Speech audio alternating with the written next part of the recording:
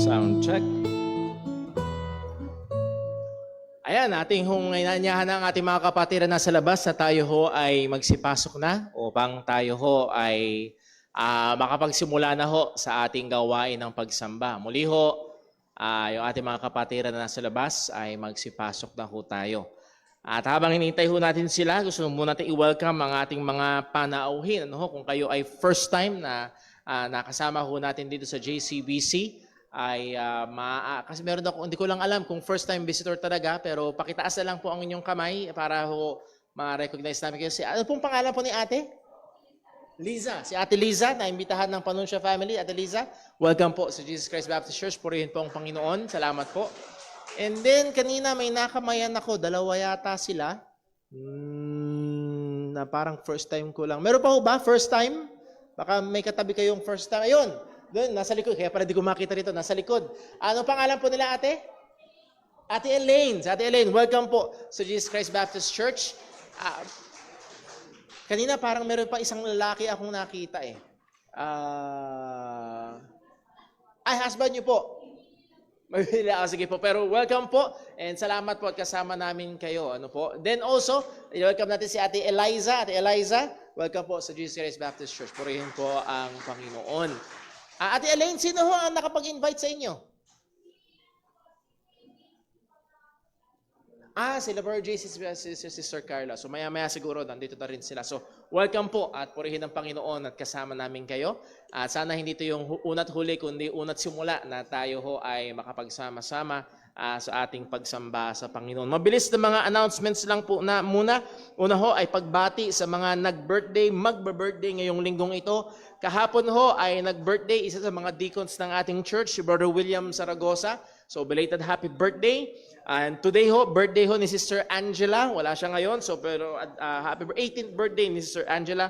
And then sa Wednesday, si Charles Paul, nasa si Charles. Charles, Wednesday, saan tayo? Dito lang. Okay, so advance happy birthday kay Charles. And then sa Friday, sa 12, sino yung Kyrie? Sino yung may birthday sa July 12? Yung sa mga Estuhero family. So kung kayo mo ay nanonood, advance happy birthday po kay Kyrie. And then sa Sabado, birthday ng pinakamagandang babae sa buhay ni Brother Gerard. Ayan, birthday ni Sister Marjorie. Advance happy birthday, Sister Marjorie. Okay, so meron pa ho ba ngayong linggo? Ngayong linggo magba-birthday? Ayun, ano pong pangalan? Ngayon. So, happy birthday! Ang purihin ng Panginoon. Salamat at kasama ka namin sa pagdiriwang ng kaarawan. Sino pa?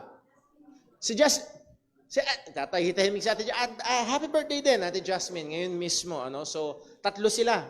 Si Ate Angela, si Ate Jasmine, and ano pangalan mo, kuya? Aljan. Puro dalawang A at saka isang J. So, happy birthday po sa inyo. And mamaya, punta lang kayo sa Jollibee. Then, bili lang kayo ng gusto nyo.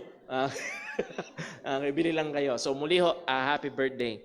Mabilis na announcement ho, ang atin hong pinakamalapit na event ay ang ating Sports Fest, Sports Fellowship with JCBC Pandi.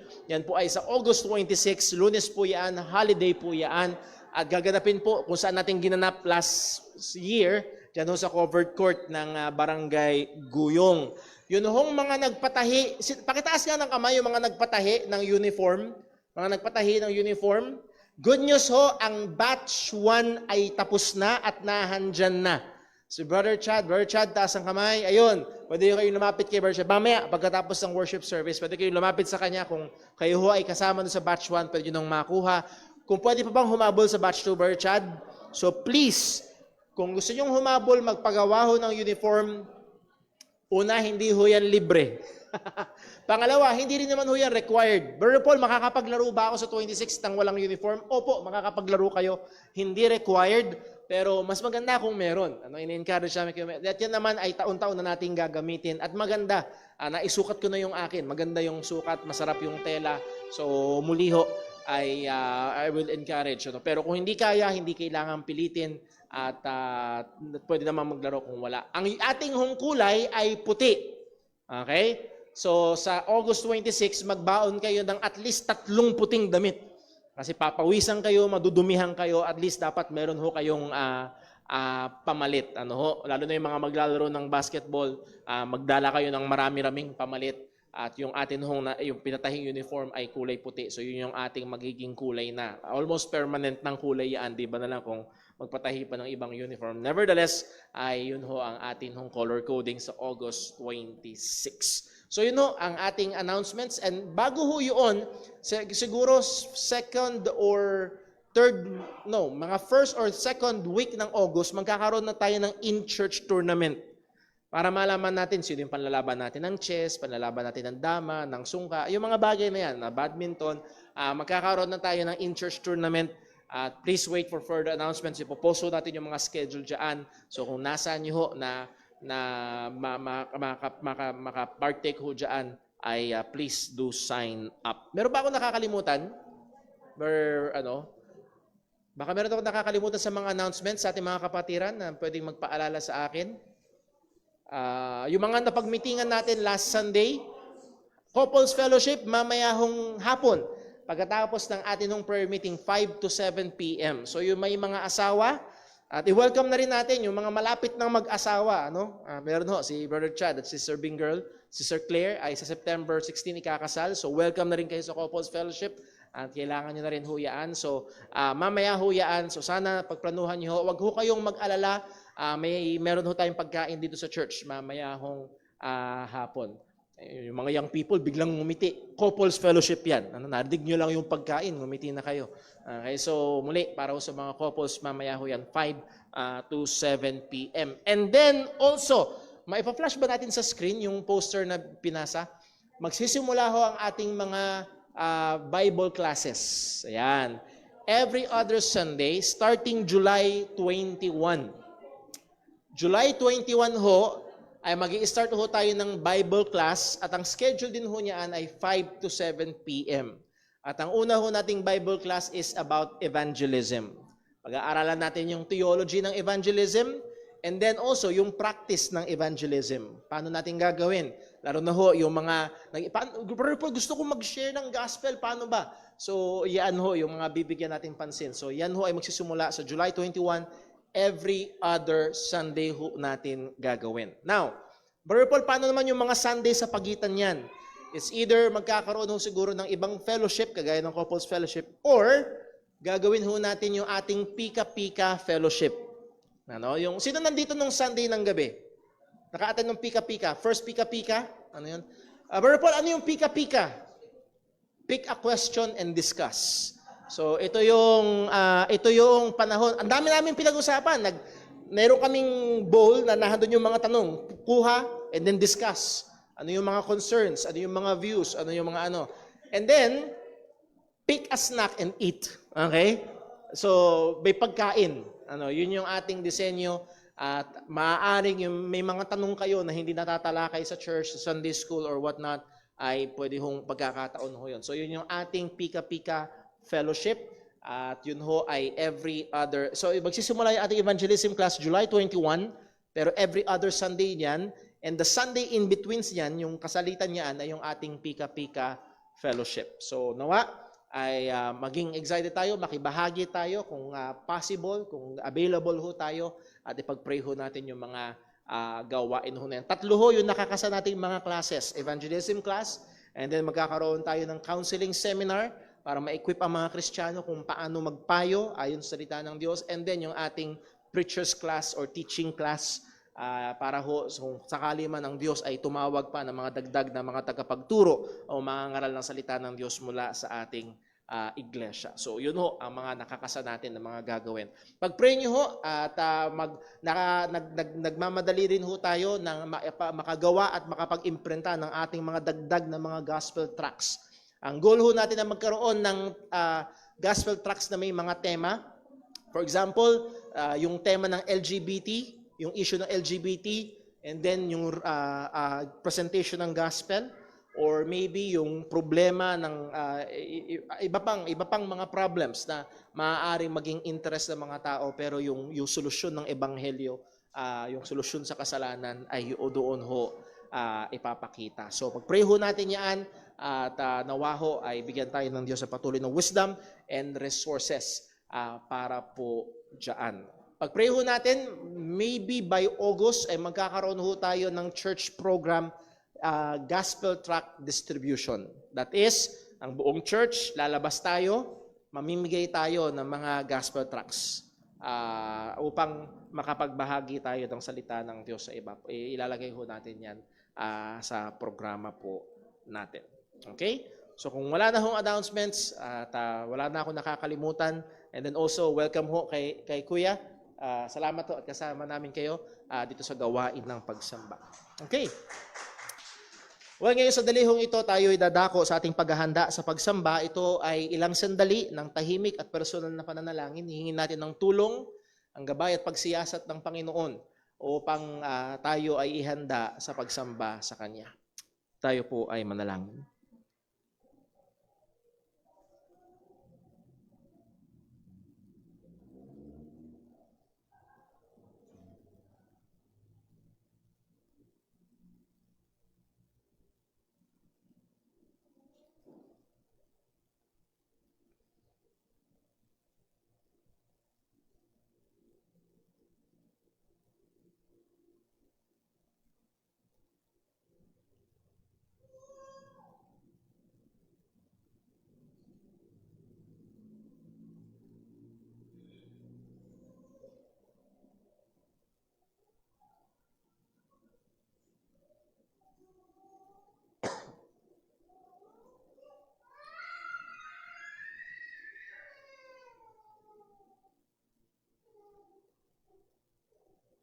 Tayo po ay sama-samang manalangin. Panginoon naming Diyos, aming Ama sa langit, aming pinupuri at pinapasalamatan ka, aming sinasamba ka.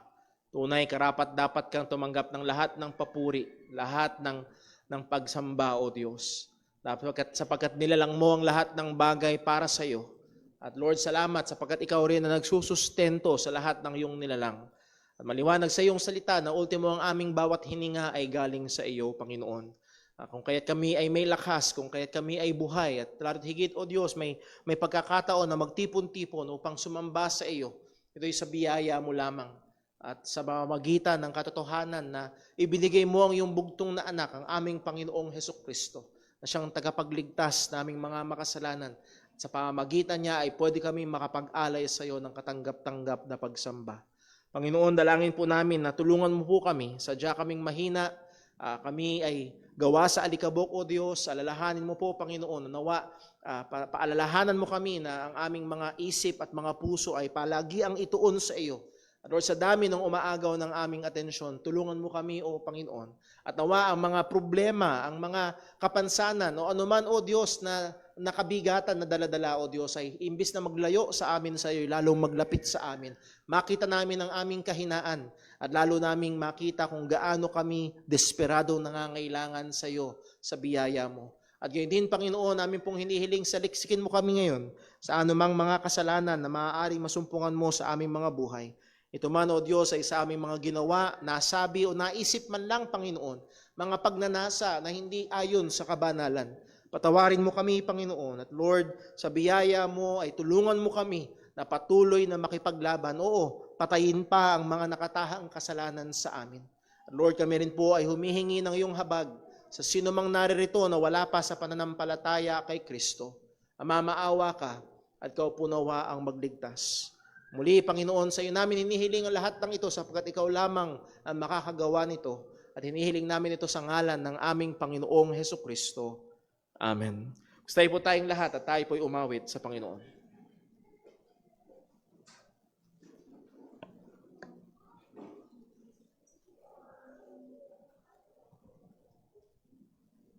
Tayo po umawit sa Panginoon. Awit po natin, A Shelter in the Time of Storm.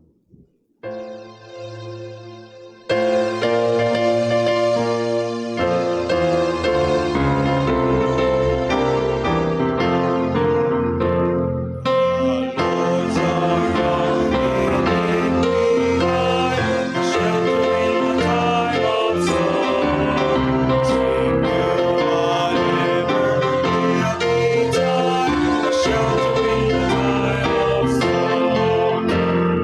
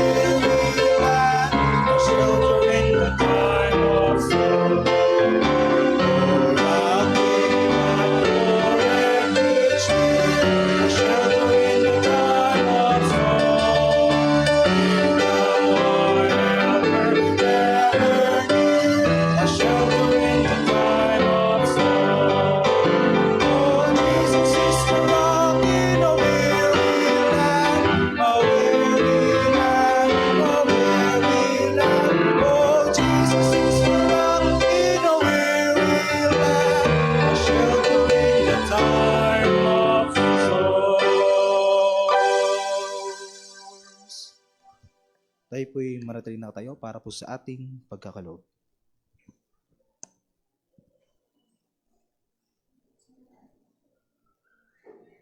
Magandang umaga muli mga kapatid. Para po sa mga talatang basihan sa ating pagkakaloob, atin pong basahin ang 2 Corinthians chapter 9 verses 6 hanggang 8. Read. At ito ang ibig kong sabihin, ang nagtatanim ng kaunti ay kaunti rin ang aanihin. At ang nagtatanim ng marami ay marami rin ang aanihin. Ang bawat isa ay magbigay ayon sa ipinasya ng kanyang puso, hindi nang hihinayang o napipilitan lamang, sapagkat iniibig ng Diyos ang masayang nagbibigay. Kaya ng Diyos na pagkalooban kayo ng masaganang pagpapala sa lahat ng bagay, upang maging masagana kayo sa lahat ng uri ng mabuting gawa, habang pinupunan ang lahat ng inyong mga pangailangan sa tuwina. Tayo po ay manalangin. Aming Ama na sa langit, banal at makapangyarihan sa lahat, kami, Panginoon, ay nagpupuri sa iyo ngayong umaga sapagkat ito, Panginoon, ay ang nararapat naming gawin, Panginoon. Salamat, Panginoon, sa natanggap naming kaligtasan sa pamamagitan ng aming Panginoong Hesukristo, na kami, Panginoon, ay nakatanggap ng kapatawaran sa aming mga kasalanan, Panginoon. At salamat din po sa mga biyaya na aming natanggap sa buong linggo, sa pag-iingat mo, Panginoon. Magbigay ka sa amin ng aming mga pangangailangan, lalo na, Panginoon, sa biyaya ng aming mga hanap buhay, Panginoon. At buong linggo ay pinoprotektaran mo kami, Panginoon. Salamat din po, Panginoon, sa mga katotohanan na aming natutunan sa Sunday School, Panginoon, na dahil kay Kristo kami ay malayang mag-alay, magsamba sa iyo, Panginoon. Kaya ngayong umaga, Panginoon, ay samahan mo kami sa aming paghandog, na ikaw, Panginoon, ay mapuri at bigyan mo kami ng tamang puso, Panginoon, na nagpapasalamat sa iyo, Panginoon. Nawa, Panginoon, ang aming salapi na malilikom ay magagamit pa para sa iyong gawain ito sa lugar na ito, Panginoon. Ito po ang aming dalangin sa pamamagitan ng aming Panginoong Hesukristo. Amen.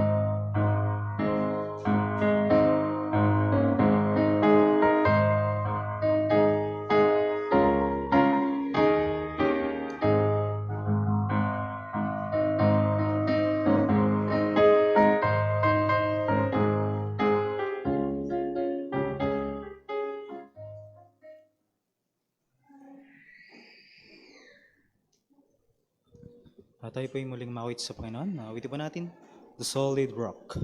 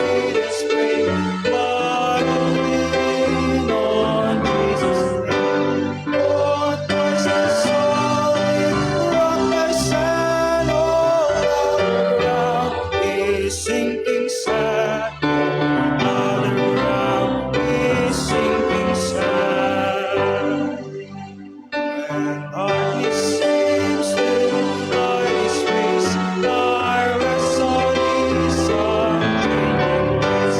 In every eye and stormy gale, my anchor holds within the veil. On Christ the solid rock I stand, all other ground is sinking sand. All other ground is sinking sand. He sold His love and on His blood to pour me in the welling flood. When all around my soul gives way, then His soul my hope and stay. On Christ the solid rock I stand, all other ground is sinking sand. All other ground is sinking sand.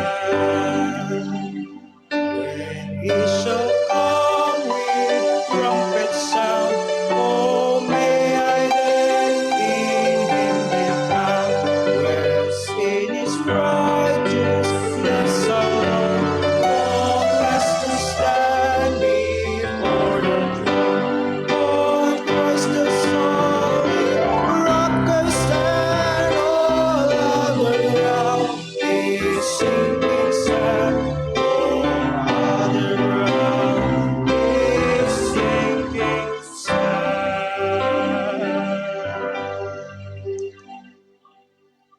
Tayo po'y magsimulat para po sa pagbasa ng salita ng Diyos.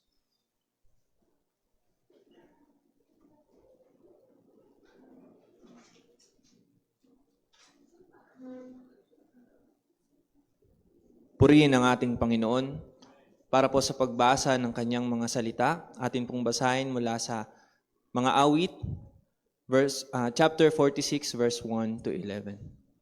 Ready? Read. Ang Diyos ang ating kanlungan at kalakasan. Siya'y laging nakahandang sumaklolo sa oras ng kagapitan. Kaya huwag tayong matatakot kahit lumindol man at gumuho ang mga bundok at bumagsak sa karagatan. Humampas man at umugong ang mga alon na naglalakihan at mayanig ang kabundukan. May ilog na nagbibigay ng kagalakan sa bayan ng Diyos, sa banal na tahanan ng kataas-taasang Diyos. Ang Diyos ay nakatira sa lungsod na ito, kaya hindi ito magigiba. Ito'y kanyang ipagtatanggol sa Nagkakagulo ang mga bansa, bumabagsak ang mga kaharian. Sa sigaw ng Diyos, ang mga tao sa mundo ay parang matutunaw sa takot. Kasama natin ang Panginoon ng hukbo ng kalangitan, ang Diyos ni Jacob, ang ating kanlungan. Halika, tingnan mo ang mga kahangahangang bagay na ginagawa ng Panginoon sa mundo. Kanyang pinatitigil ang mga digmaan sa lahat ng sulok ng mundo. Binabali niya ang mga sibat, pinuputol ang mga pana, at sinusunog ang mga kalasag.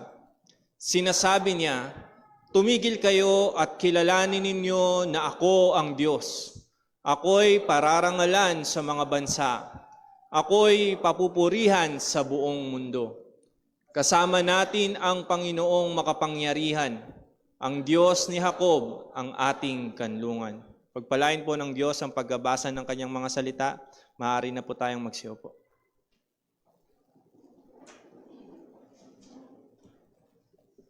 Tayo po'y dadako sa ating pag-aaral ng salita ng Panginoon. Siguro ho, maaalala nyo kahit papaano ang sitwasyon natin 4 years ago. Taong 2020, July, at nasa kainitan tayo ng tinatawag na mga lockdown na kung saan ang simpleng ubo ay natatakot ka.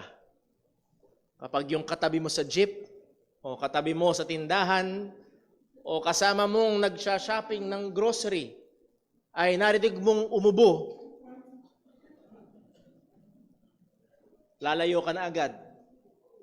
Hihiwalay ka na agad. Marami sa atin ang takot na takot dahil yun ay something na noon pa lang natin naranasan at isang kakaibang bagay na hindi natin alam kung ano ang magiging sanhi. Well, lumipas na ho ang pagkatakot sa tinatawag nating pandemya, pero sa kasalukuyan, marami pa rin ang bumabagabag at marami pa rin kinakatakutan ang mga tao. Marami ang natatakot sa patuloy na pagtaas ng presyo ng mga bilihin. Marami ang natatakot sa mga kalagayan ng kalusugan. Marami ang natatakot sa mga gera na hindi paunti kung hindi tila baga padami ng padami at pakalat ng pakalat. Marami ang nagtatanong at natatakot ano ba ang susunod na mangyayari sa West Philippine Sea at sa issue natin with China. Magkakaroon ba ng gera? Magkakaroon ba ng sigalot o magkakaroon ba ng kaguluhan? Pehiwalay sa mga pagkatakot sa maaaring gawin ng mga tao ay nahandon din ang takot sa maaaring mga natural disasters na maaaring dumating sa atin kahit anong oras. Lindol, bagyo, pagputok ng bulkan. At maaaring hindi ang mga bagay na yan. Maaaring napakaganda ng sikat ng araw, napakaganda ng simula ng iyong umaga, pero biglang darating ang isang aksidente. At dahil sa mga bagay ho na ito, marami ang halos napaparalisa ng pagkatakot. Ayaw nang lumabas ng bahay. Pero kung ikaw, yung sawing palad na binagsakan ng eroplano ang bahay mo, at meron nangyaring ganun sa Amerika, nasa bahay lang siya, sa bahay niya bumagsak yung eroplano. Patay siya, kabilang siya sa mga namatay.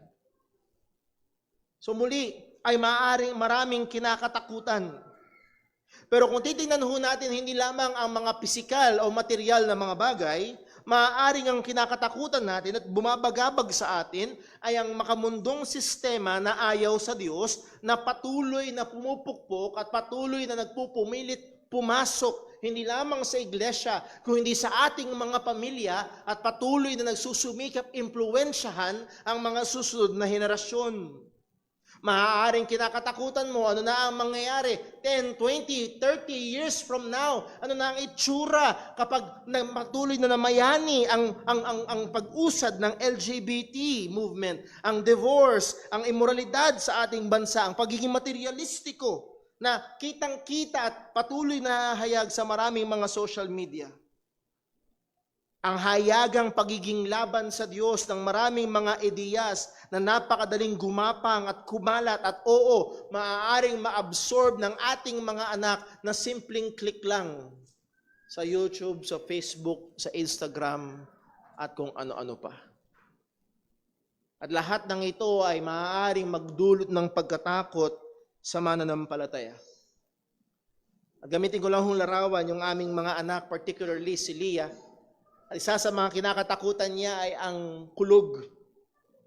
At kadalasan kapag narinig niya, lalo na kapag malakas-lakas ang kulog, bigla yung anumang ginagawa niya, ititigilan niya at tatakbo siya kung hindi palapit sa akin, palapit sa kanyang ina. At madalas yayakap sa hita ko at sasabihin niya, "Scared, Leah, scared." At sa paglapit niya sa kanyang ama o paglapit niya sa kanyang ina, doon siya makakasumpong ng seguridad. At mga kapatid, mga kaibigan, ngayong umaga, I will propose the same thing. Sa dami ng bagay, sa dami ng mga threat sa ating paligid na maaaring pinagmumulan ng anumang pagkatakot o kabalisahan na meron tayo, be it in the material area, be it in the physical area, emotional area, sa pamilya man natin o sa personal natin, o sa bansa natin, nais ko kayong encourage na lumapit tayo sa ating Ama. Sa ating Ama sa langit. At kagaya nung ating nabasa at ating pag-aaralan ngayong umaga mula sa awit 46 o ika-46 na awit, God is our refuge. Ang Diyos ang ating kanlungan. As we have sang sa first hymn kanina, He is our shelter in the time of storm. Or in the second song, He is the solid rock. Bago tayo magpatuloy, tayo muna ay manalangin at tingin natin ang gabay ng Diyos. Let us pray. Panginoon Diyos, aming Ama sa langit, tulungan mo kami ngayon. Lord, lahat kami ay may kinakatakutan. Lahat kami ay may mga problemang daladala, may mga kabigatan. Lahat kami ay may mga inaalaala. May mga tanong, paano, kung. At Lord, tulungan mo kami makasumpong ng kapahingahan at kapayapaan, hindi sa mga bagay-bagay, kundi dahil sa iyo. At nawa, anumang mga kabigatan, anumang mga fears na ito, ay lalong magtulak sa amin palapit sa iyo. Samahan, ingatan, O Lord, turuan mo kami. Kung kinakailangan, O Diyos, i-rebuke mo kami sa mga maling paniniwala. At darat higit, Panginoon, kung meron mang naririto na tumitiwala pa rin sa kanyang sarili para sa kanyang kaligtasan, O Diyos, ipakita mo sa kanyang malinaw na si Jesus lamang ang kanyang pag-asa at iyong kahabagan at iligtas siya. Dalangin namin ito lahat sa ngalan ng aming Panginoong Hesukristo. Amen. Ang ating mensahe ngayong umaga mula sa awit na ating pag-aaralan na ito, God is the only true refuge of believers in times of danger, and we need not fear because He is working and He guarantees ultimate victory. Ang Diyos, ang tanging tunay na kanlungan ng mga mananampalataya sa panahon ng panganib, at hindi tayo dapat matakot sapagkat Siya ang gumagawa at naggagaransya ng tiyak na tagumpay sa katapusan. Ang awit ho na ito ay pinag-aralan na natin actually ng second service 2 years ago. Pero nung iniisip, paano na ang ating pag-aaral, natapos na tayo sa ating mga serye about the gospel, kaysa bumalik tayo agad sa Romans chapter 11, and then next Sunday, wala ako next Sunday, mapuputol na naman. So I decided na bigyan natin ng pansin ito, lalo na sa panahon ngayon na napakaraming issue sa ating paligid. Lalo na, hindi ho ito sa inyo lamang, kundi sa akin din. Meron akong mga anak, meron ng mga takot na paano pag ganito. So napakaganda ng katotohanan na ating pag-aaralan na meron tayong Diyos na pwede nating pagkanlungan, pwede nating kunan ng seguridad. Now, ilang mga introductory remarks or thoughts about this psalm. Ang psalm na ito ay kinakategorize as a Song of Zion. Ibig sabihin, ito ay nagse-celebrate sa Holy City ng Jerusalem. At malamang ito'y kinakanta tuwing ang mga tao ay papunta sa Zion para sila ay sumamba sa Panginoon. Well, wala tayong masyadong impormasyon patungkol sa kung sino ang sumulat nito. Wala tayong masyadong impormasyon patungkol sa anong eksaktong context or sitwasyon kung bakit sinulat ito. Pero makikita natin ang ilang mga bagay. Sa una, sa simula, ang sabi, the chief musician for the sons of Korah, a song upon Alamoth. Ano tong Alamoth na ito? Well, ang sabi ng mga nag-aral ng original language sa Hebrew, yung word na Alamoth ay galing sa Hebrew word na root nito ay alma, which is virgin, which is pumapatungkol sa mga kabataang babae, at sila ay nagkakaisa. Sa mga binasa ko, higit sa malamang ito'y kanta, particularly para sa mga babae. So higit sa malamang mga soprano, so higit sa malamang ito'y kinakanta na kung you imagine ay 100 or 200 or 500 na mga ladies na talagang sabay-sabay kumakanta at umaalingaw-ngaw yung ganda at harmony ng awitin na ito.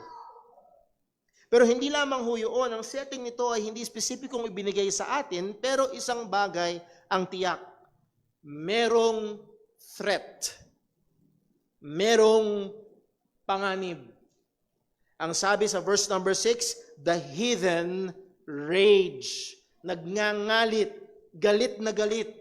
Ang sabi sa verse 2, therefore we will not fear, though the earth be removed, and though the mountains be carried into the midst of the sea. Verse 3, though the waters thereof roar and be troubled through the mountains, though the mountains shake with the swelling thereof.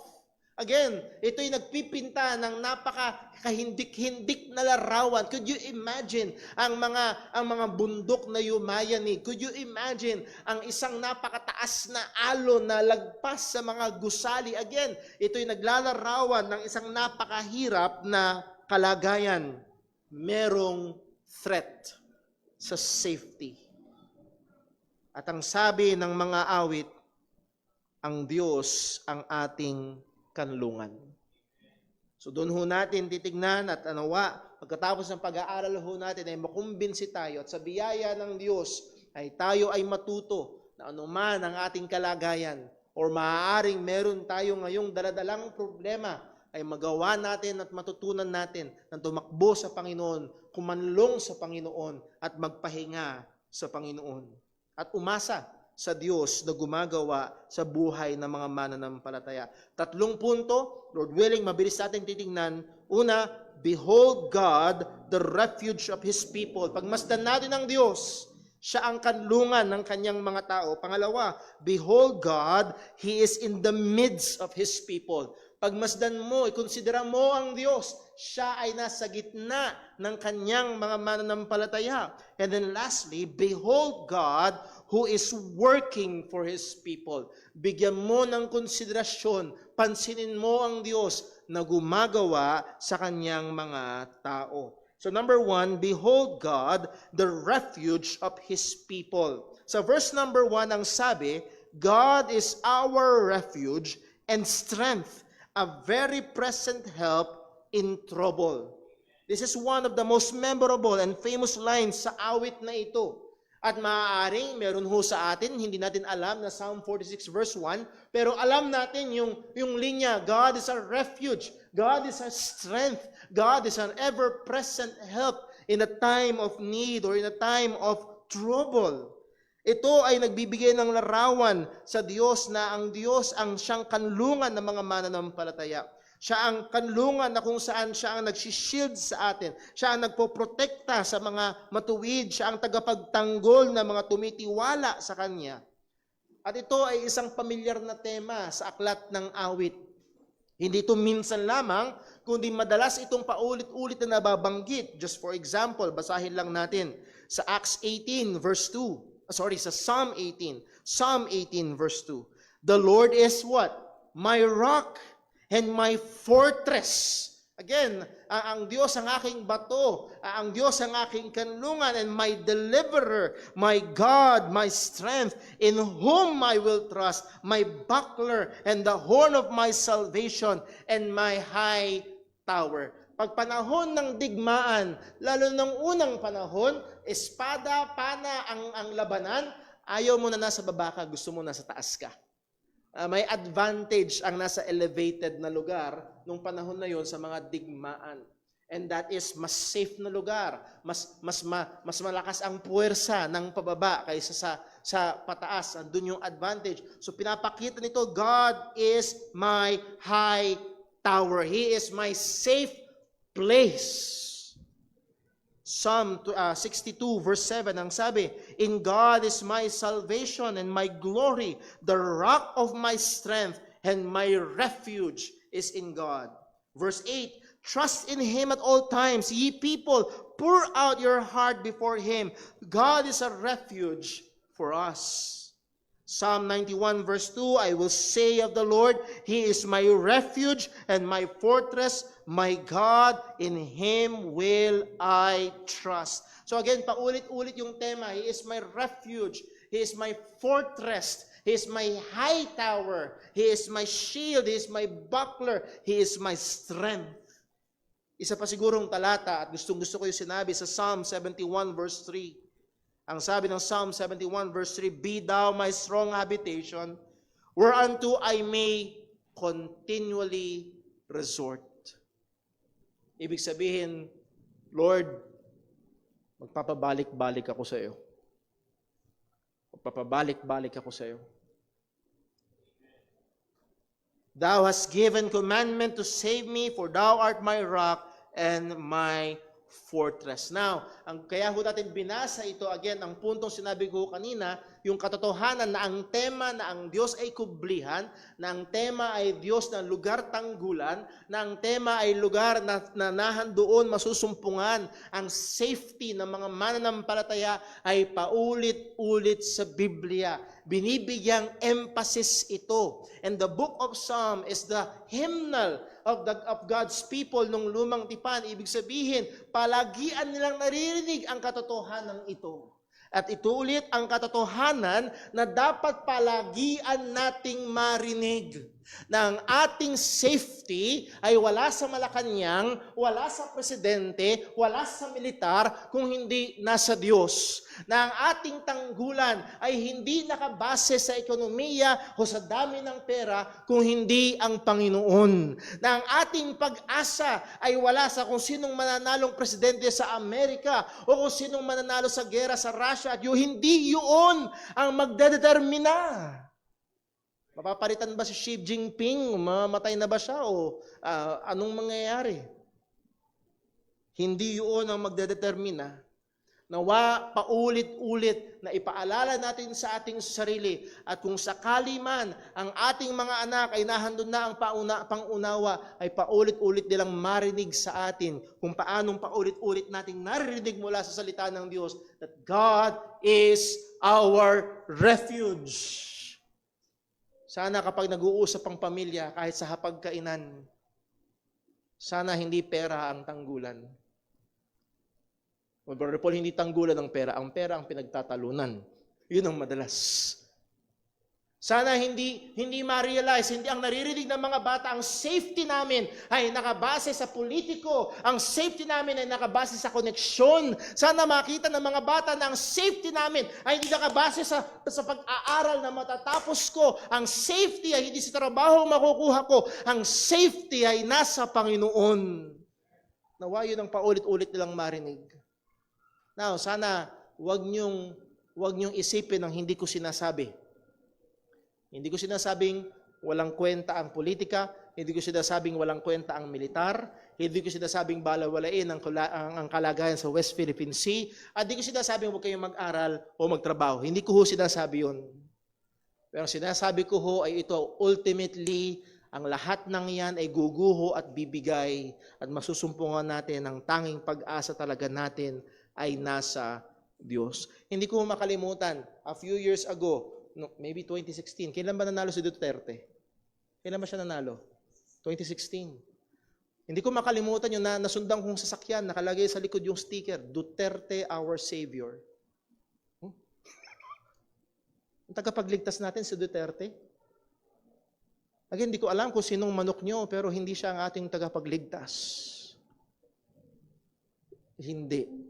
At hindi man kung sino ang papalit sa Malacanang. So ang ating Diyos, ang ating kanlungan. God is our refuge and our strength. Balik tayo sa verse number 1. Ang sabi sa verse 1, God is our refuge and our strength. Here's a declaration of God's people. God is. Hindi siya ang dati, hindi was, hindi will be. He is presently the strength and the protection of His people. He is the refuge of His people. Hindi nagbabago yun. Walang panahon na hindi siya. Walang panahon na hindi siya available. Kung tayo man ay magtatago laban sa anumang takbo o bagyo ng buhay, anumang init na ating kakaharapin, anumang kapanganib na maaaring nakaakma sa atin, ang ating unang takbuhan ay ang Diyos. He is our refuge. And take note, hindi lamang siya refuge natin, He is our strength. And again, salamat sa Diyos, purihin ang Panginoon sa masisipag na mga magulang ng tahanan na babangon ka sa umaga kahit masakit ang katawan at titignan mo yung mga anak and huhugot ka ng lakas and laban ulit. Pero pag pumalya na ang lahat, ang balon na hindi natutuyo ay ang Diyos. Ang balon na hindi natutuyo ay ang Diyos. Halimbawa, humuhugot ka ng lakas sa iyong mga anak. Tapos malaman-laman mo, yung anak na pinaghuhugutan mo ng lakas ay nagbubulakbol pala sa eskwelahan. Hindi pala pumapasok. Kung saan dinadala yung baon. Paano na? Paano na? Doon mo hinugot at nasumpungan mong tuyo. Paano kung ang balon mong pinagkukunan na yung asawa? Now, one of these days is either iiwan mo o iiwan ka. I'm not saying immorally, pero darating ang time, maghihiwalay till what? Death do us part. Paano ka pa rin magpapatuloy? Saan mo huhugutin? Again, God is our refuge and He is our strength. Siya ang ating lakas. Kaya ho, ating nung binasa o ating kinantaho kanina, His oath, His covenant, His blood, support me in the whelming flood. When all around my soul gives way, He then is all my hope and stay. Siya ang ating kanlungan, siya ang ating matibay na bato. Lalo na sa panahon, nung time na yon na nahandoon ang gera, nahandoon ang labanan. Ang mga mananampalataya ng Diyos ay hindi nakaasa sa dami ng kabayo, sa talim ng espada, o sa advancement ng kanilang teknolohiya, o sa lakas ng kanilang army. Ang kanilang pag-asa ay nasa Diyos. If you remember, nung panahon ng mga judges, iniligtas ng Diyos ang bayang Israel na ginamit niya ang 300 tao na sinama ni Gideon. O mga kapatid, ang Diyos ang magbibigay ng lakas. Ang Diyos ang magtatanggol. Hindi ang ating panahon, hindi ang ating pera, hindi ang ating kalusugan, hindi ang ating pamilya, hindi ang ating koneksyon, hindi rin ang ating edukasyon, o hindi rin ang teknolohiya na meron tayo. Ang Diyos ang ating kadlungan at ang Diyos ang ating kalakasan. Now, I'm not saying na huwag mo ayusin ang mga bagay-bagay, huwag mong trabahuhin ang mga bagay-bagay. Ang sabi ng Proverbs 21 verse 31, the horse is prepared against the day of battle. Ihanda mo pa rin yung kabayo. Mga estudyante, mag-aral pa rin kayo. May exam na parating, review. Prepare the horse. Pero ang sabi, but safety is of the Lord. Ang magdedetermina kung ikaw ay lalabas sa gera ng buhay, sugatan, kumpleto, o hindi, ay ang Diyos pa rin. Ang Diyos ang may hawak.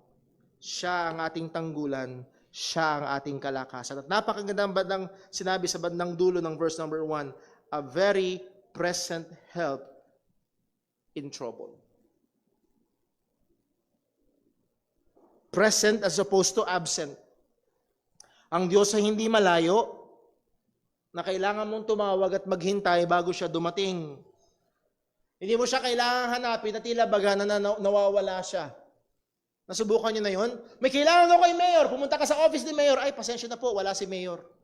Nasaan si Mayor? Kailangan ko siya. Hindi mo kailangan hanapin ng Diyos. He is present. Siya ay naririyan. Siya ay laging naririyan. Walang line na kailangan mo maghintay. Walang pila na kailangan mo maghintay. Siya ay nandiyan. Ang sabi niya sa Hebrews 13 verse 5, hindi kanya iiwan ni pababayaan. Let your conversation be without covetousness and be content with such things as ye have, for He hath said, hindi ang pastor nagsasabi, ang Diyos ang nagsabi, I will never leave you nor forsake thee. Hindi kanya iiwan, hindi kanya pababayaan. Anong sabi ng salita ng Panginoon? He, our God, is our refuge and strength. He is a very present, what? Help.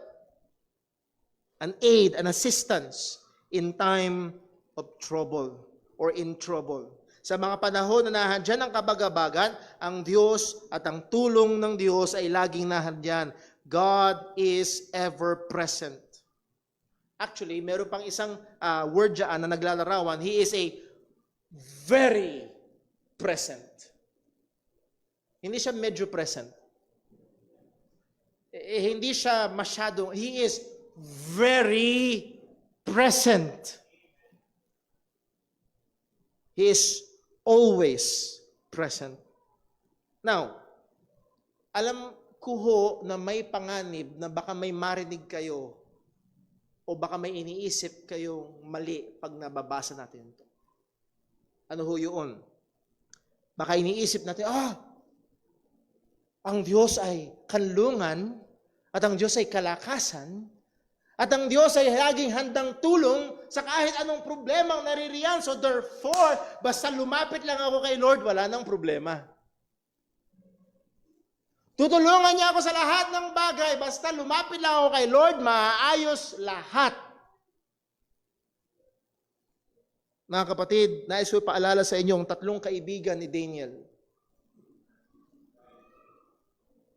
Naalala niyo ho, si Shadrach, si Meshach at si Abednego? Inutusan silang sumamba sa Diyos-Diyosan.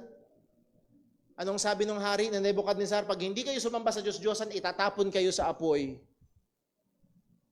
Anong sabi ng 3 magkakaibigan? Mahal na hari, hindi kami magiging maingat sa pagsagot sa iyo. Alam namin na kaya kaming iligtas ng Diyos mula sa iyo at dun sa apoy.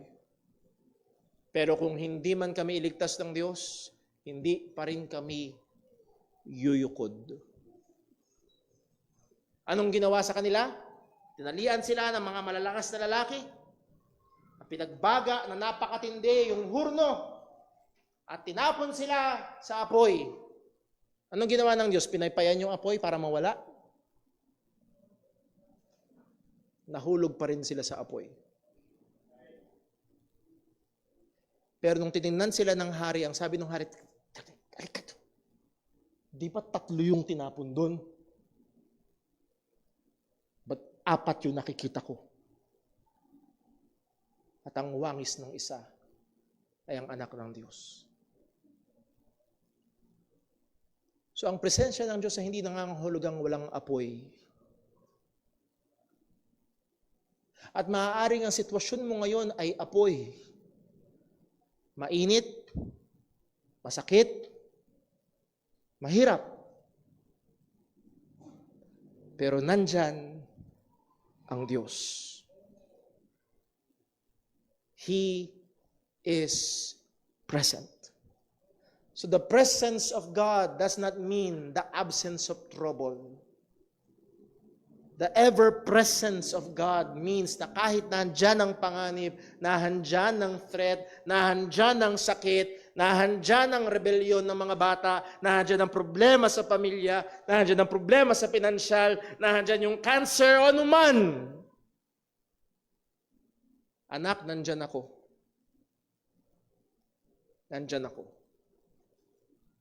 He is an ever-present help. Gusto ko magbigay pa ng isang halimbawa at hindi ako manghihinayang kung verse 1 lang ang matalakay natin ngayon. Point number 1. Puntahan natin sa Acts chapter 7. Tuloy na lang natin sa susunod tong Psalm 46. Acts chapter 7. Dahil muli, ang gusto kong gibain ho ay yung kaisipan na pag nahandyan ng Diyos, walang problema. Okay? Pwedeng napakaraki yun ng problema, pero nahandyan pa rin ang Panginoon. Sa Acts chapter 7, verse 54, mababasa natin ang record about si Stephen. Ang kinikilala bilang kauna-unahang Kristiyanong martir, pinatay siya dahil sa pananampalataya kay Kristo. Basahin natin sa verse 54, ang sabi, when they heard these things, nangaral si Stephen at nangalit sila, they were cut to the heart and they gnashed on him with their teeth. But he, being full of the Holy Ghost, looked up steadfastly into heaven and saw the glory of God and Jesus standing on the right hand of God. So here is a faithful man. Siya'y tapat at tapat na nangaral ng Ebanghelyo. So again, hindi ibig sabihin kung nagtatapat ka sa Diyos, walang problema. At nakita ni Stephen, si Jesus, tumingin siya sa langit At nakita niya ang kaluwalhatian ng Diyos at si Jesus na nakatayo sa kanan ng Ama. At sinabi ni Stephen, "Behold, I see the heavens opened and the Son of Man standing on the right hand of God." At alam ng mga Hudyo yung sinasabi ni Stephen, ang sinasabi niya, nagbukas ang langit at yung pinako nyo ang nasa kanan ng Ama. Yung pinako nyo ang nasa kanan ng Ama. Yung nireject ninyo ang nasa langit. Kuha nyo kung gaano katindi yun.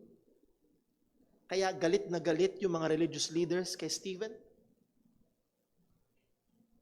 Ang sabi ng salita ng Panginoon, and they cried, verse 57, and they cried with a loud voice and stopped their ears and run upon him with one accord. Pinagkaisahan siya, hinaltak siya, kinaladkad siya, and cast him out of the city and stoned him.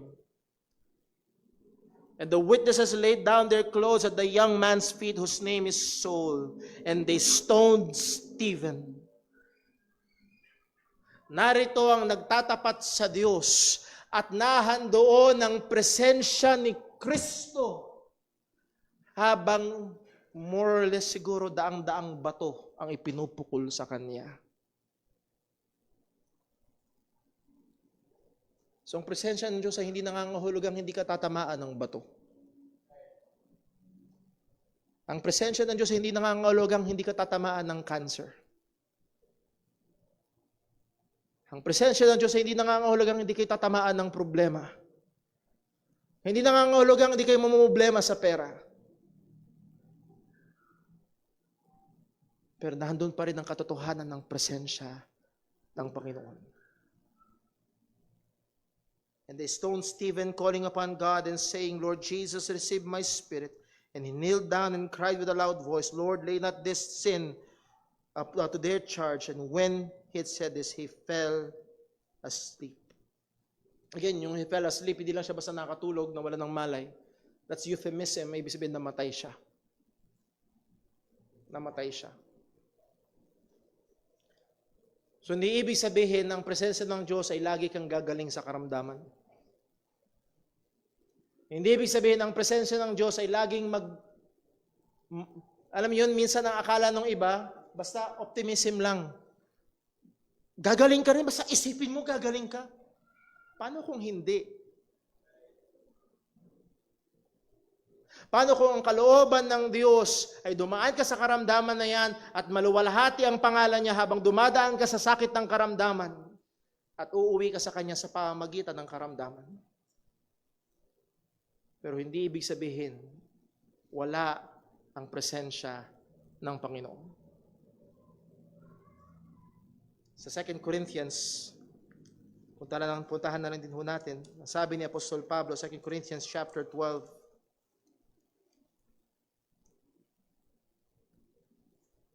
sa verse 7, ang sabi ni Apostol Pablo ito, "Unless I should be exalted above measure through the abundance of the revelations, there was given to me a thorn in the flesh, the messenger of Satan, to buffet me, lest I should be exalted above measure." Binigyan siya ng tinik sa laman. Sino nagbigay? Please take note. There was given to me a thorn in the flesh. Nakatingin si Pablo at kinikilala niya ang soberanong kamay ng Diyos. Hindi aksidente. Ano man ang view sa thorn in the flesh na ito man ay physical na kalagayan, physical na karamdaman, ito man ay problema o ano man, sa madaling salita, ito ay masakit, mahirap, mabigat, kung maaari tanggalin. At yun actually pinag-pray ni Pablo. Lord, alisin mo! Alisin mo, Lord! Alisin mo! At maaaring meron sa inyo ngayon, yun mismo ang panalangin. I hope hindi nyo pinagpipray yung asawa nyo, Lord, alisin mo yung asawa. Sana hindi yun ang prayer. Pero maaaring merong masakit, mabigat, at mahirap na hinihiling mo, Lord, alisin mo. Please, Lord, alisin mo. Anong reply ng Panginoon kay Apostol Pablo? "This thing I besought the Lord thrice, that it might depart from me.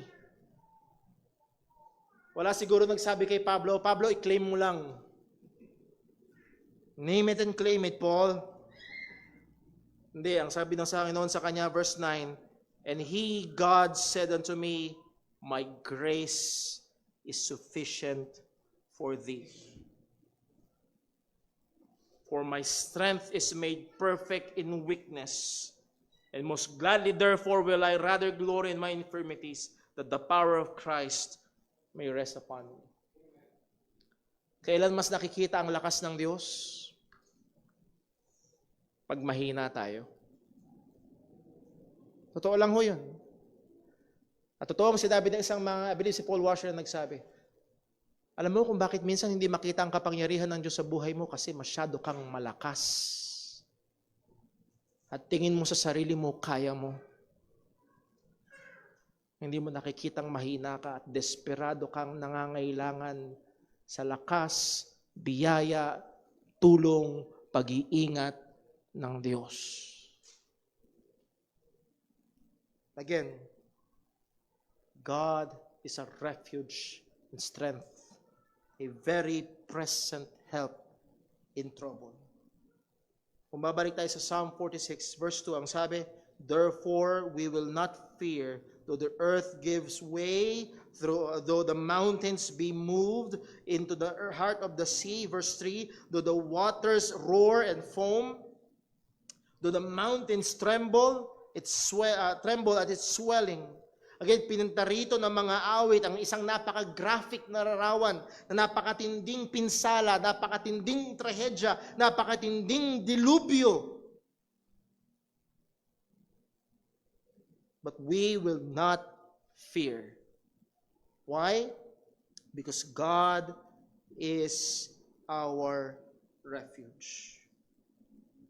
Na maaari ito tumutukoy sa isang natural disaster na maaaring naranasan o dinadanas nila, or figuratively, maaaring tumutukoy ito sa mga iba't ibang mga problema o mga kalaban na maaaring parating sa kanila. Pero we will not fear because God is present. Sabi ho ni Elizabeth Elliot, kung kilala niyo yung author, isang Christian lady author na si Elizabeth Elliot, and I would commend yung mga books niya, lalo na sa ating mga ladies. Si Elizabeth Elliot ay nagkaasawa ng dalawa, hindi sabay. Parehong namatay. Yung una niyang asawa, yung kilalang-kilala na si Jim Elliot, yung nag-missionary sa Auca Indians, na nung sinubukan nilang magkaroon ng contact, itong mga taong tribo na ito, pinatay nila. Itong mga missionary na ito. Then nag-asawa siya ulit, ang pangalan ay si Addison, at itong si Addison ay unti-unti namang pinatay ng cancer. Ay, ang sabi ni Elizabeth Elliot, nung natanggap niya, nung dumating ang kamatayan ng una niyang asawa, and then yung pangalawa niyang asawa, ang sabi ni Elizabeth Elliot, everything that has seemed most dependable has given way. Mountains are falling, earth is reeling. It's such a time, it is profound comfort to know that although all things seems to be shaken, one thing is not, God is not shaken. Pagtingin mo, lahat na ay gumuguho. Lahat na ay bumabagsak.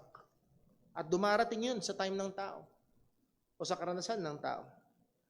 Ang napakagandang katotohanan, gumuho man ang mundo mo, ang Diyos ay nananatiling nakatayo at nariyaan, at siya ang handang tulong, siya ang ating kublihan.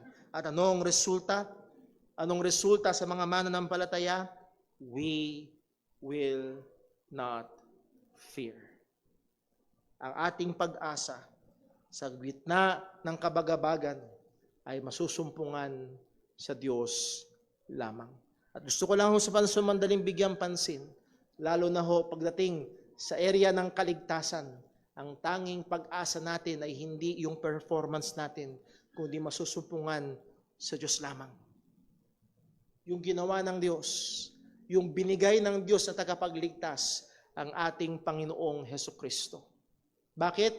Dahil siya lamang ang namatay para sa ating mga kasalanan at muling nabuhay para ang sino mang sumasampalataya sa Kanya ay hindi mapahamak, kundi mayroong buhay na walang hanggan. So titiwala tayo sa Diyos, hindi lamang sa ating mga pang-araw-araw na problemang pinadinadanasan, kundi titiwala tayo sa Diyos higit sa lahat para sa kaligtasan ng ating mga kaluluwa mula sa kaparusahan ng kasalanan. Let us pray. Panginoon naming Diyos, aming Ama sa langit, salamat po na pinaalala mo sa amin ang katotohanan na ikaw ay nariyaan. Hindi ka malayo. Lord, hindi ka walang pakialam. Kundi ikaw, O Diyos, ay gumagawa at ikaw ay present sa buhay, lalo na ng iyong mga mananampalataya.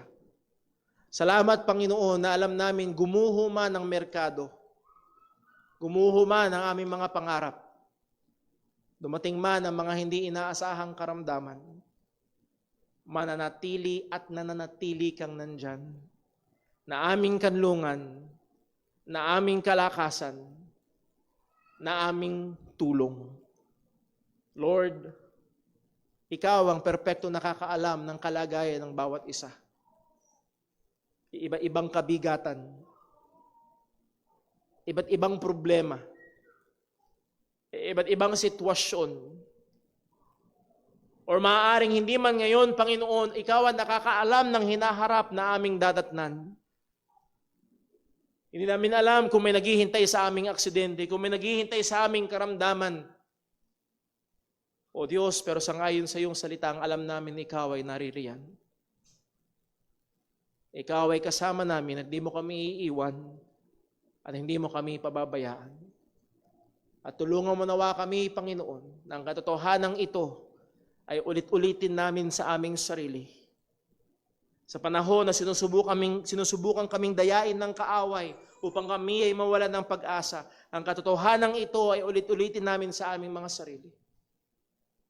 Kaming mga magulang, O Diyos, ang katotohanan ito ay ulit-ulitin namin sa aming mga anak. At nawa, O Diyos, ang bangon ng susunod na henerasyon na tumitiwala at umaasa rin sa iyo. Lord, kami po'y nagkikiusap kung meron mang naririto na wala pa sa pananampalataya kay Kristo. O Panginoon, makita niya rin ang kanyang tanging pag-asa ay wala sa kanyang sarili, wala sa relihiyon na kanyang kinalalagyan, kundi nasa tagapagligtas na yung pinagkaloob, si Jesus na nagbayad ng aming mga kasalanan. At nawa, O Diyos, siya'y tunay na manampalataya at tunay na mangyari sa kanya ang sinabi ng iyong salita na siya'y hindi na mapapahamak kundi merong buhay na walang hanggan. Ama, salamat po sa iyong mga salita. Patuloy mo itong gamitin sa amin. Patuloy nawa na ito'y nagbago sa amin, na patuloy na magturo sa amin. Dalangin namin ito sa ngalan ng aming Panginoong Hesukristo. Amen. Tayo ho ay dediretso sa atin hong pag-obserba ng tinatawag na banal na hapunan. Ito ho sa JCBC ay ginaganap ho namin ng Lord's Supper once a month, every first Sunday of the month. At nais ko sabihin agad, hindi ho lahat ay dapat makibahagi dito. Hindi ho lahat ay dapat makibahagi dito. Dahil maaaring mangyari na dumampot ka ng tinapay at dumampot ka ng katas ng ubas at kinain mo at uminom ka, ngunit nagkasala ka pa. Ano ho? Babasahin natin ang sinabi ng salita ng Diyos mula sa unang Korinto, Kapitulo 11, talatang 27, ang sabi, kaya't ang sinumang kumain ng tinapay o uminom sa saro ng Panginoon na di nararapat, ay magkakasala sa katawan at dugo ng Panginoon. So hindi ho lahat ay dapat. Meron ho mga tao na hindi dapat makibahagi sa banal na hapunan. Una, kung alam mo na hindi ka pa totoong mananampalataya. Hindi mo pa alam ang patungkol sa kaligtasan, malabo sa iyong ebanghelyo ni Kristo, wala ka pang tiyak na pag-asa ng langit kapag ikaw ay namatay, lahat ng ito ay malabo sa iyo, ako'y nakikiusap, huwag. Pangalawa, maaari ikaw ay ligtas nga, ngunit namumuhay ka sa pagsuway sa Panginoon. At isa sa mga pangunahing hakbang na sinutos ng Diyos sa mga mananampalataya ay ang pagsunod sa tubig ng bautismo. So yun ang una mong kailangan gawin. Ang sumunod sa tubig ng bautismo, kung ikaw ay ligtas na, Kristiyano na, nais kitang i-encourage, Gawin mo ang pagsunod sa tubig ng bautismo. At kung yan ang nasa ng puso mo, mamaya, ang gawain ay pwede kang makipag-usap sa akin. Ngayon, Brother Paul, ako'y Kristiyano na, ako'y ligtas na sa biyaya ng Panginoon, ako'y nabautismuhan na sa biyaya ng Diyos. Pero Brother Paul, alam ko may problema ako. Well, sinong wala? Sinong wala? Kaya nga ang sabi ng salita ng Diyos sa verse 28, datapwat siya sa atin ng taong kanyang sarili at sakad kumain ng tinapay at uminom ng saro. Anong kailangan gawin siya sa atin? Imbestigahan, ihingi ng tawad ang mga kasalanan. At ang tunay na Kristiyano ay makibahagi sa banal na hapunan. So, kung ikaw ay totoong Kristiyano, hindi option na huwag. Hindi option na huwag. Ang option mo ay ito, magsisi, iwanan mo ang kasalanan, at makibahagi ka sa banal na hapunan. Pero kung hindi ka pa Kristiyano, please, ay huwag. Para ho tayo ay tulungan, guys, kung hilingan, wala ho yung ibang mga deacons natin, pero hilingan nyo natin ibang mga kapatiran natin na mag-a-assist sa atin hong pag-obserba ng banal na hapunan.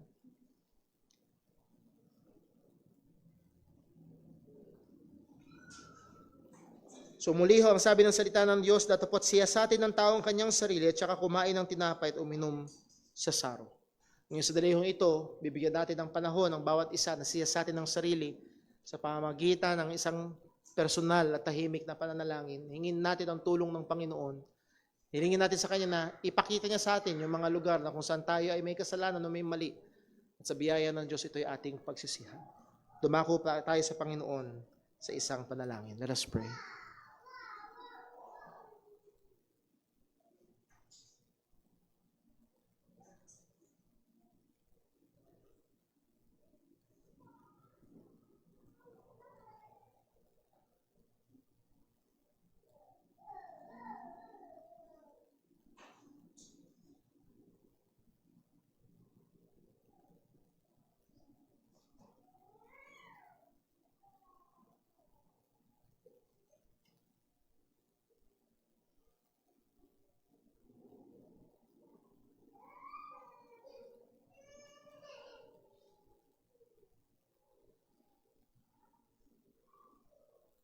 Nalangin po tayo.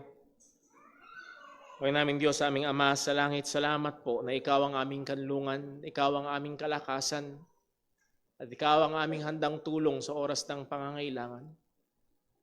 Pero lalo at higit sa lahat ng ito, salamat po na Ikaw ang aming tagapagligtas. Salamat sa katotohanan na ibinigay mo ang iyong bugtong na anak, ang aming Panginoong Hesus, na Siya ang nagtigis ng Kanyang dugo. Siya ang tumanggap ng parusa na dapat ay para sa amin. Siya ang nagbayad ng aming mga kasalanan doon sa krus ng Kalbaryo. At salamat, O Diyos, sa katotohanan sa ikatlong araw siya'y nabuhay muli. Katiyakan ng bawat sumasampalataya sa Kanya ay merong tunay na kaligtasan.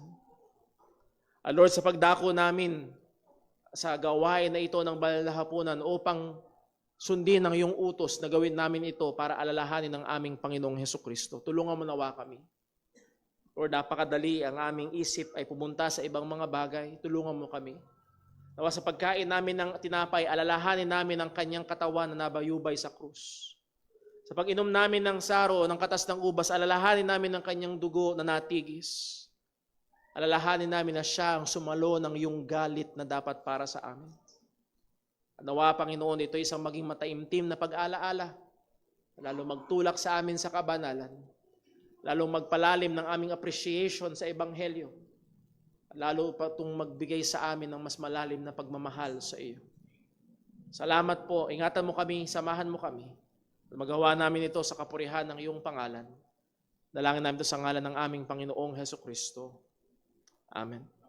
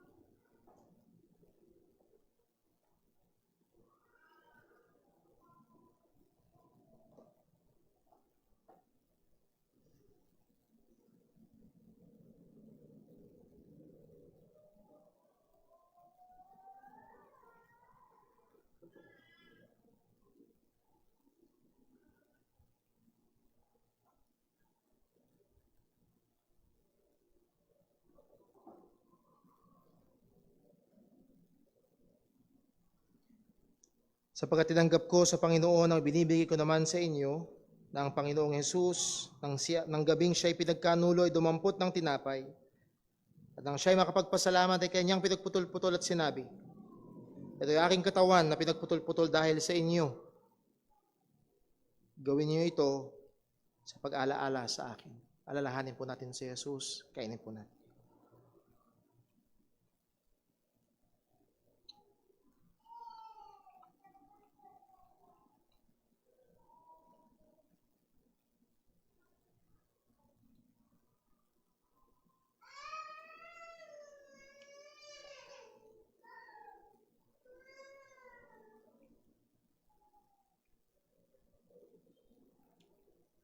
At gayon naman hinawakan ng saro pagkatapos makahapon, na sinasabi ang sarong ito'y siyang bagong tipan sa aking dugo. Gawin niyo ito sa tuwing kayo'y magsisiinom sa pag-alaala sa akin, sapagkat sa tuwing kanin ninyo ang tinapay na ito at inumin ninyo ang saro, ay inihahayag ninyo ang pagkamatay ng Panginoon hanggang sa dumating siya. Inumin po natin.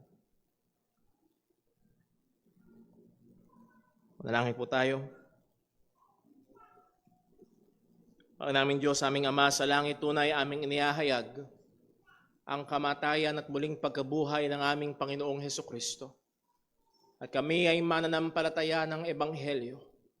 At patuloy naming tinatanganan ng katotohanan na ito lamang ang tanging paraan ng kaligtasan.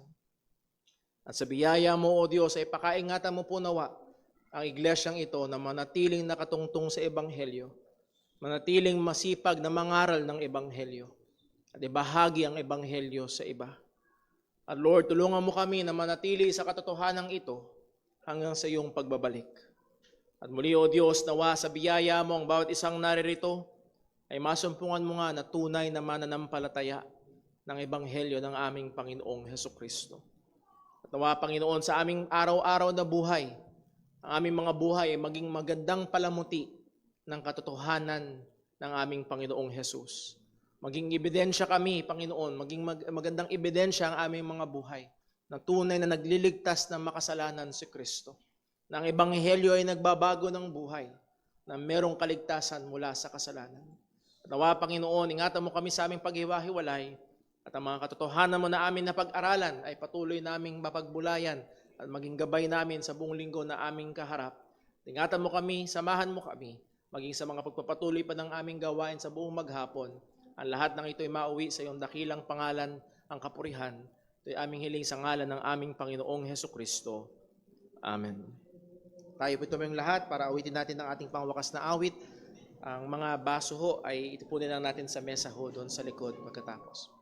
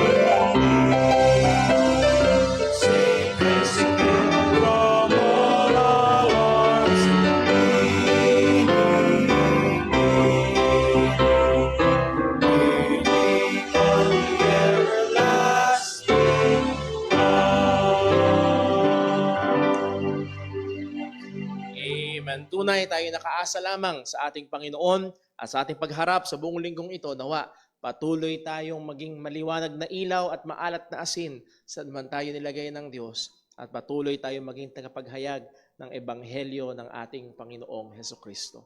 At sa ating paghiwa-hiwalay, nawa ang pagmamahal ng ating Ama, ang biyaya ng ating Panginoong Hesukristo, at ang kapangyarihan ng Banal na Espiritu ay sumabawat isa sa atin.